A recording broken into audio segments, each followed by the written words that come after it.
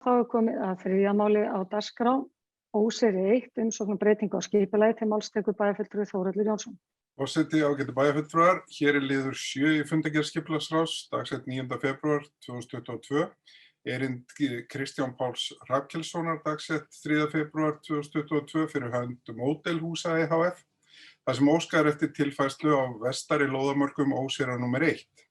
Suðvesturhorn lóðar yrði fært til vesturs 7 metra og norðvesturhorn lóðar yrði fært til austurs 7 metra. Nýtingarhlutfall lóðar yrði aukið úr 0,38 í 0,5 og byggingareitur merktur A á gildandi deiluskipulagi yrði stækkaður til norðurs þannig að koma mætti fyrir 2000 fermetra byggingu.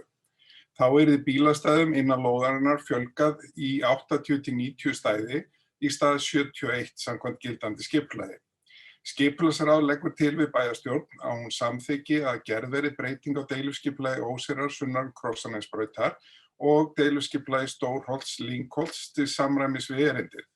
Og breytingi verður auglýst samkvæmt 41. grein skipulagslaga nr. 123 frá 2010.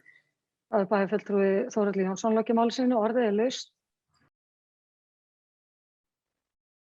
Sem enginn hefur hvatt sér hljóðs þess að geta samþykkt tillögu skipulagsráðs, gefið merki. Það er 11.